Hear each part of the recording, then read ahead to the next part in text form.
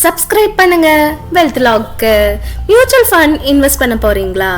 அப்போ ஈக்விட்டி, டெப்ட், ஹைபிரிட்னா என்னன்னு தெரியணும். அதை விட முக்கியமான NAVனா என்னன்னு தெரியணும். இன்னைக்கு இந்த வீடியோல எல்லாத்தையும் ரொம்ப சிம்பிளா புரிஞ்சுக்கலாம். மியூச்சுவல் ஃபண்ட் இன்வெஸ்ட் பண்றது ரொம்ப ஈஸி. ஆனா கரெக்டா புரிஞ்சுக்காம இன்வெஸ்ட் பண்ணினா கன்ஃபியூஷன் வரும். அதனால இந்த வீடியோல 3 இம்பார்ட்டன்ட் கான்செப்ட்ஸ் பார்க்க போறோம். equity, debt, hybrid, NAV, expense ratio. First, equity mutual fund. equity fundனா ஸ்டாக்ஸ்ல இன்வெஸ்ட் பண்ணுற ஃபண்ட்.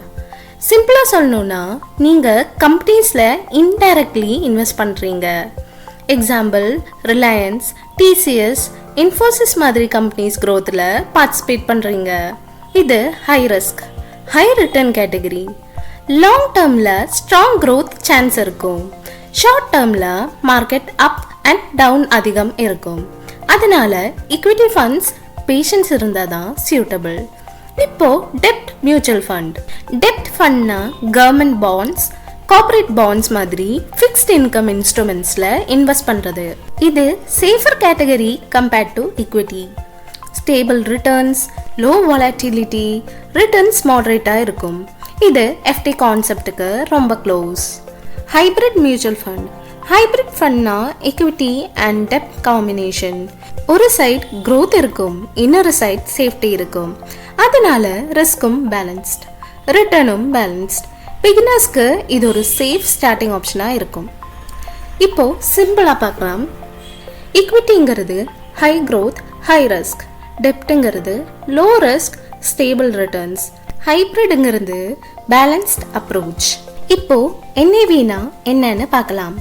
NAVனா net asset value. சிம்பிளா சொல்லணும்னா மியூச்சுவல் ஃபண்டோட ஒரு யூனிட் பிரைஸ். NAV 20 ரூபானா 1000 ரூபா இன்வெஸ்ட் பண்ணினா 50 யூனிட்ஸ் கிடைக்கும். NAV 50னா 1000 இன்வெஸ்ட் பண்ணினா 20 யூனிட்ஸ் கிடைக்கும். ரொம்ப பேர் கன்ஃபியூஸ் ஆகிற விஷயமும் இதுதான். NAV லோனா சீப் ஃபண்ட், NAV ஹைனா காஸ்ட்லி ஃபண்ட். இது கம்ப்ளீட்லி ராங். NAV ஃபண்ட் குவாலிட்டியை டிசைட் பண்ணாது. பர்ஃபார்மன்ஸ், ரிஸ்க், போர்ட்ஃபோலியோ தான் இம்பார்ட்டண்ட். இப்போ expense ratio. Mutual fund manage பண்ண ஆனுவல் காஸ்ட் இருக்கும். Fund manager salary, research, operations எல்லாம் இன்க்ளூட் ஆகும். எக்ஸ்பென்ஸ் ரேஷியோ 1%னா 1 லட்சம் இன்வெஸ்ட்மெண்ட்டுக்கு 1000 பர் இயர் காஸ்ட் மாதிரி. இது டைரக்டா பே பண்ண வேண்டாம். ஃபண்ட் ரிட்டர்ன்ஸ்ல இருந்து ஆட்டோமேட்டிக்லி டிடெக்ட் ஆகும். இந்த மாதிரி இன்வெஸ்டிங் பேசிக்ஸ் புரிஞ்சுக்கிட்டா த சைக்காலஜி ஆஃப் மணின்னு மோர்கன் ஹாசல் சொல்லுவாரு. மணி பத்தி நாலேஜ் விட இம்பார்ட்டன்ட்னா உங்க பிஹேவியர் தான். அதை மாதிரி தான் இன்வெஸ்டிங்லையும் கான்செப்ட் விட டிசிப்ளின் தான் முக்கியம். இந்த வீடியோவில் நீங்கள் லேர்ன் பண்ணது ஈக்விட்டிங்கிறது ஹை க்ரோத், ஹை ரிஸ்க். டெப்ட்டுங்கிறது ஸ்டேபிள் அண்ட் லோ ரிஸ்க். ஹைப்ரிட்ங்கிறது பேலன்ஸ்ட். NAVங்கிறது ஒரு unit price, not quality. Expense ரேஷியோங்கிறது ஒரு ஹிடன் காஸ்ட். இந்த வீடியோ யூஸ்ஃபுல்லாக இருந்தால் லைக் பண்ணுங்கள்.